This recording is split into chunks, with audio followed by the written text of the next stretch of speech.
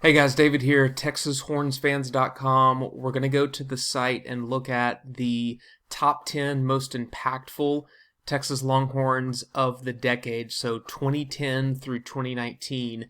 And then definitely drop your comments below. Let me know who you would have in your top 10. Who do you think I missed, and where would you kind of shuffle up the rankings to? So let's get into it.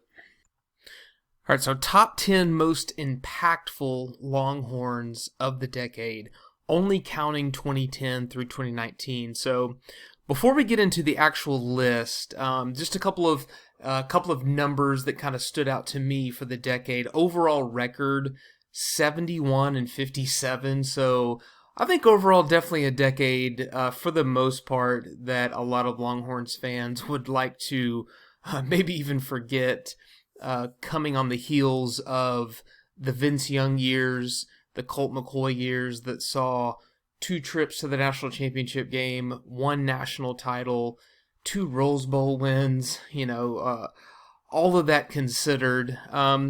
Still 5-3 in bowl games, three straight losing seasons, four overall losing seasons in the decade, but definitely still a decade that brought its impactful players. All right, so before we get into the list, here's kind of the criteria here that we kind of came up with. We're only counting the 2010 through 2019 season, so the players had to have played or made an impact only in those seasons. So let's say that there was a player who maybe did play on the 2008, 2009 teams and also 2010, 2011. Well, we would only consider what that player did in 2010, 2011, just for that example. So it has to be only seasons that they actually contributed in the decade.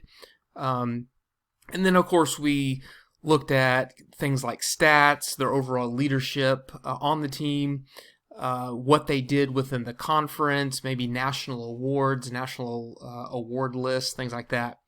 And then, and again, just their overall impact that they had on their teams within the decade. All right. So before we get into the top 10 list, I had to do an honorable mention of Justin Tucker. And, even though Justin Tucker really only was the kicker for 2 years, it was the first two seasons of the decade, of the 2010s, but he went 40 of 48 in field goal attempts, and then he nailed all 71 of his extra points. So he actually scored 191 points within those first two seasons of 2010 and 2011. So, and then of course his claim to fame obviously was the walk-off game winner field goal against A&M in Kyle Field, the last matchup of the Longhorns and Aggies, at least for a while. So I had to put Justin Tucker in there as an honorable mention. All right, on to the actual top 10. We're going to count down. So number 10, I have Malcolm Brown. Malcolm Brown, the defensive tackle.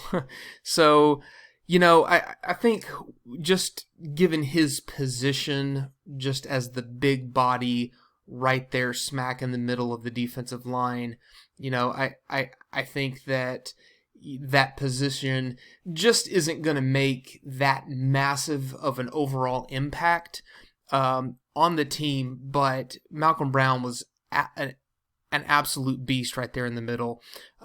Just in his senior season alone, he recorded 70 tackles, including 13 tackles for loss with 6.5 sacks. He was the 2014 Big 12 Defensive Player of the Year, a consensus All-American, and a finalist for the Nagurski Award, which is for the top overall defensive player in the country, and then also a finalist for the Outland Trophy Award, which is for the top interior lineman. So Malcolm Brown was also the last Texas Longhorns first-round pick. He was drafted in the first round by the Patriots, if you remember, in 2015. There at the end into the draft. So he's already won a Super Bowl with the Patriots. But anyway, this list doesn't consider what some of these players have done in the NFL or where they were drafted, only what they did during their time at Texas. All right, number 9, I've got Alex Okafor, the big defensive end from 2009 through 2012, and really coming in as a freshman in 2009, didn't really play a whole heck of a lot, so even though we're only considering his impact in the decade, that's really when he made an impact anyways, 2010, 11, and 12. So he played his first 3 seasons of the decade. He totaled 150 tackles, 33 tackles for loss, and 23 sacks just during those 3 seasons. And then, I really kind of look at Alex Okafor maybe even being one of the biggest forces at defensive end for Texas since Brian Orakpo. And also considering he was the 2012 Big 12 Defensive Player of the Year and a first-team All Big 12 selection in 2011 and 2012, his junior and senior seasons, and then he went on to be a 4th-round pick in the NFL, and he currently plays for the Kansas City Chiefs, so he just won a Super Bowl. But really thought Okafor was definitely one of those absolute disruptors at defensive end who could play the run, he could chase down ball carriers, he could get in the backfield and just cause a ton of havoc. For as many tackles for loss or sacks as the guy had, he probably had 3 to 4 times as many just disruptive plays. So really, really loved what he brought to the table there in the early part of the decade, kind of closing out the Mac Brown years, right? And then we've got some stats for some of these guys. We pulled in what we could find that was accurate, but you can see Okafor's stats there during his time at Texas. Great senior season, obviously, with 12.5 sacks and 16.5 tackles for loss. All right, number 8, I've got Jaxon Jeffcoat, another defensive end. Came in with really huge high expectations, being the son of Cowboys great Jim Jeffcoat, and then like Okafor was kind of there at the beginning of the decade. And he battled some injuries for a while, I think, but he really made a quick impact as a sophomore, totaling 17 tackles for loss, and then had the injury problems more as a junior, but finished his senior season with 80 tackles and 13 sacks. He also was a Big 12 Defensive Player of the Year, so really great impact there from Okafor and Jeffcoat, earning Big 12 Defensive Player of the Year. And then he also won the Ted Hendricks Award, which goes to the top defensive end in the country. But so really huge high expectations for Jaxon Jeffcoat coming in from the Plano area. But obviously with a big name. But I really think overall, once you look back at his entire impact at Texas, think he pretty much lived up to the hype. Was not drafted to the NFL, had a short stint in the NFL, but is now in the Canadian League and has actually won a Grey Cup with the Winnipeg Blue Bombers, which is pretty interesting. So he's actually turned out to be a star in the Canadian League, and he's still active there.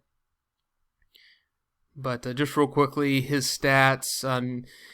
You can obviously see there in his junior season, definitely battled injuries, but 13 sacks in his senior season, 19.5 tackles for loss. That's an awesome impact right there.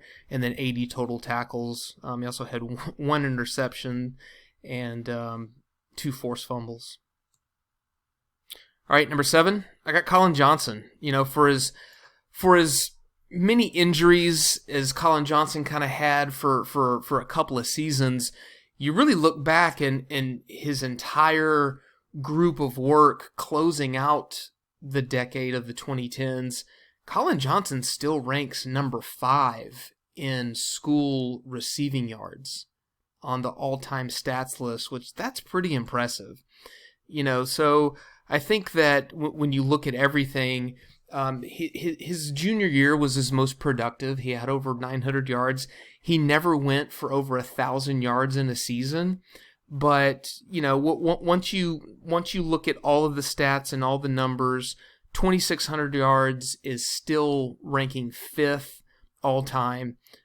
26, a little over 2,600 yards, 15 total touchdowns, 188 catches. So a really, really good impact for 3 seasons. But something that Colin brought to the table, I think, was just his leadership ability. He was a really good, mature, smart leader. He was a team captain in his senior season just this past year, 2019. So really looking back at his whole body of work, I think Colin still made a major impact, especially considering that his yards finished 5th. Number 6, I got Quandre Diggs. This might be a big surprise to a lot of people, but as I was going through a lot of these defensive players, man, Quandre Diggs just continued to stand out. I think made an impact all 4 seasons that he was here, 2011 through 2014. He kind of was in that transition from Mac Brown to Charlie Strong. The guy was only 5'10". He's a cousin of Quentin Jammer and really played a lot like Quentin Jammer. Just a really tough, hard-nosed defensive back. Played mostly at cornerback, but really, like I said, really think he made an impact for 4 full seasons. He had 49 total starts in his Texas career, which is impressive. He finished with 220 tackles and 11 interceptions. And the 11 interceptions is tied for 9th all time. And all of this happened, during the first half of the decade. And then obviously Diggs he was a 6th round NFL draft pick in 2015, and he's still in the NFL, mostly, with the Lions, but now playing for the Seahawks. But yeah, really think that Diggs is one of those overlooked individual players of the decade. But man, when you go back and look at what he brought to the table for 4 years, it's really, really, really impressive. You can see here his senior year really was the most impactful with 67 tackles, 5 tackles for loss, 3 interceptions, and then 5 passes defended. But yeah, I mean, really, really awesome impact here. Definitely a guy that I would like to have back, and heavy hitter, leader on the field. So I think he made a huge impact that goes overlooked. All right, getting into the top 5 now. You can probably start guessing some of the players that you haven't seen yet are going to be appearing in the top 5. Number 5, I've got Mike Davis. I think another guy that kind of played during a time that was really frustrating for Texas fans. Coming off of a trip to the national championship game in 2009, Mike Davis was a huge recruit out of Skyline High School in Dallas, but finished with a great career stat-wise at Texas. 2,700 yards receiving for his career, ranked 4th all-time, and his 18 touchdowns ranked 5th all-time. Here are his stats. I'm trying to scroll so I don't give away number 4. Here are his stats. Really productive all 4 years, even coming in as a freshman. 478 yards as a freshman is really salty. Like, that's impressive. 600 yards as a sophomore, 939 yards as a junior with 7 touchdowns. And you can see there, playing nearly the entire season, did miss some time as a senior, but still racked up 727 yards and 8 touchdowns. So really impressive 4 years at Texas, I thought. And then, man, if you finish in the top 4 in a major stat category in your career, you made a massive impact. Okay, so didn't necessarily translate to a ton of winning seasons during that year, as Mac Brown was kind of finishing out his stint at Texas during Mike Davis's time, but really, really impactful there. Number 4, I've got his other little wide receiver buddy, Jaxon Shipley. when you come into Texas with the last name of Shipley, also wearing his older brother's number 8, that's a lot of pressure for Jaxon Shipley, the younger Shipley. And, he started in 2011 as a freshman, obviously came in with super, super high expectations, even giving more time from Jordan Shipley's Texas career ending in 2009. So, a couple of years went by there that Texas fans were hoping that Jaxon Shipley would be the next Jordan, but still I thought made a massive impact. 218 total catches, ranks 3rd all time. Jaxon did not put up a ton of touchdowns. He did not put up a lot of yards per reception, but he was a massive target and really just a catch machine. His 2,500 yards ranks 7th all time, so definitely somebody that really ended up making a big impact his entire career. And also considering, I really had to go with Jaxon at number 4 over Mike Davis because Jaxon did make an impact as a punt returner. He had almost 400 total yards as a punt returner, so that had to be considered too. So, but really consistent work throughout his 4 years. Also had a little bit of some injuries, but 600 yards, 737 yards, 589, 577, and again, not a lot of touchdowns at all, but but definitely made an impact just as a reliable pass catcher. And I believe he also had like 3 passing touchdowns too on some plays early in his career. All right, down to the top 3 most impactful Longhorns of the 2010s. I've got the running back, Malcolm Brown. Now, I know a lot of Texas fans were overall disappointed in Malcolm Brown's Texas career. Obviously, he came in with super high expectations, was a multiple state champion in high school. Was really one of the most productive and prolific Texas high school running backs of all time. But overall, looking back at his career, I wouldn't mark it as a disappointment. He rushed for at least 700 yards 3 different seasons. Came in a really, really weird, tumultuous time at Texas where a ton of fans wanted to see Mac Brown gone. They thought he overstayed. We had, Malcolm Brown come in. We had Jonathan Gray come in at running back too. So there was a lot of high expectations, but just think that those guys didn't get a ton of offensive help, especially in run blocking. But, he still totaled more than 3,000 yards and 27 touchdowns during his 4 years. And even though he wasn't drafted into the NFL, he's still a backup for the Los Angeles Rams, which is pretty impressive. He backs up Todd Gurley basically. But looking at his stats here, missing a lot of time as a sophomore, but 742 yards as a true freshman with 5 touchdowns. He wasn't much of a receiver, although as a junior he did total almost 200 yards receiving, with over 1,000 total yards that year. So 904 yards rushing with 9 touchdowns, 2 touchdowns receiving.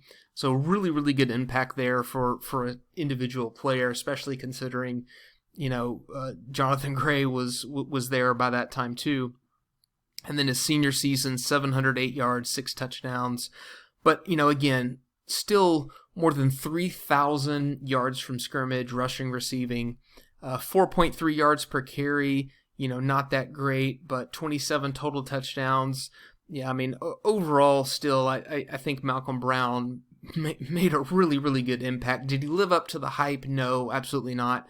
But the hype for him coming in was about as high as you could expect. All right, number 2, he's finally here, D'Onta Foreman. You knew he was going to be on the list. It was just a question of how high.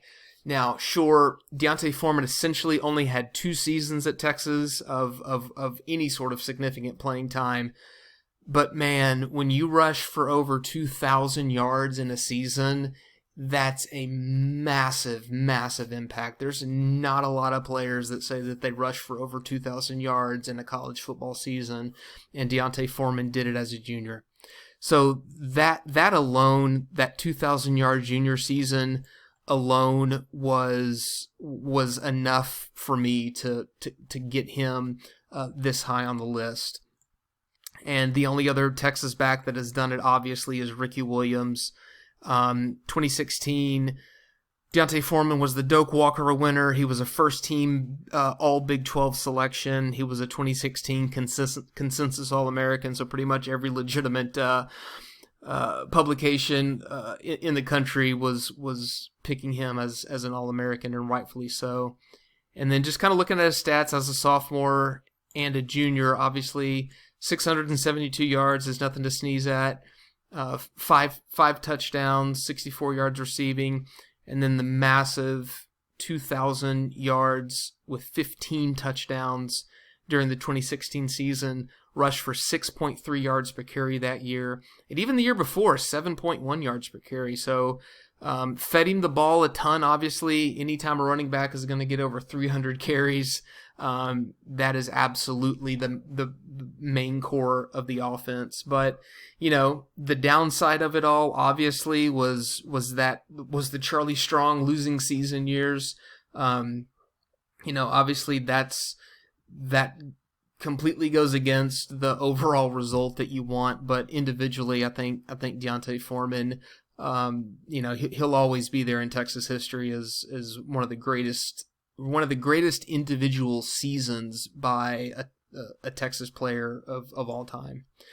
All right, number one is no surprise. It's really not even close. You really can't even compete. Sam Ehlinger, really the first legitimate answer at quarterback since Colt McCoy, which was 10 years ago. Okay, so Colt McCoy finishes out that decade as prolifically the greatest quarterback in Texas history, stat-wise, right? Most of us would rank Vince ahead of Colt, obviously, for the national championship. But Sam ended up beating out Shane Buechele rightfully for the starting quarterback job. And again, even though Sam's senior season is 2020, we're still counting just the 3 years, 2017 through 2019. But man, what a massive impact. Just looking at the stats here are the passing stats. 1,900 yards passing as a true freshman with 11 touchdowns. 3,292 yards as a true sophomore, 25 touchdowns. A junior, the numbers just keep going up. 3,600 yards, 32 touchdowns, even a better quarterback rating, and also even a better yards per attempt. And then just looking at the rushing stats, Sam, I think numbers-wise, isn't even an effective runner as Colt was, but when it comes down to needing a first down, needing to punch it into the end zone, he's proven to be an answer over and over and over again. 16 total touchdowns as a true sophomore rushing. And then even last year, his yards per carry average went up to 4.1. And obviously as a quarterback, that's going to include when you're scrambling around, getting sacked and losing yards. And then more than 600 yards rushing with still 7 touchdowns as a junior, and 39 total touchdowns accounted for as a junior. It coincidentally, Sam is 39 touchdowns away from tying Colt McCoy's all-time school record for touchdowns, for total touchdowns, which would include passing and rushing. So he could definitely get there, but man, what an impact Sam made on the field, stats, leadership-wise. He was a team captain as a junior. He absolutely will be a team captain again in 2020, but I think just for the impact he made of being the legitimate, comfortable, exciting answer at quarterback, really the first first one that we've had since Colt McCoy. You think of what quarterbacks Texas has rolled through there. You know, Tyrone Swoops, Gerard Hurd was the answer for a minute. Case McCoy, David Ash. Man, you know, so it's just been kind of a revolving door up until Sam. So without question, the number one most impactful Texas Longhorn of the 2010s. So guys, let me know who you would have in your top 10. If I missed anybody, just to recap: number 10, Malcolm Brown, defensive tackle; number 9, defensive end, Alex Okafor; number 8, Jaxon Jeffcoat, defensive end; number 7, wide receiver Colin Johnson; number 8, defensive back, cornerback Quandre Diggs; or number 6. Number 5, wide receiver Mike Davis; number 4, wide receiver Jaxon Shipley; number 3, running back Malcolm Brown; number 2, running back Deontay Foreman; and number 1, quarterback Sam Ehlinger. So let me know what you think of that list. Who would you have on there? Who would you move around on there? And don't forget to check out the site, TexasHornsFans.com. It's up, it's live. Check out the Twitter feeds. We're embedding all the top news on Twitter all in one place. Go around, play around there, sign up for a membership, jump on the forums. It's really cool. And then leave a comment on the blog post as well. But I really appreciate it, and we'll see you next time.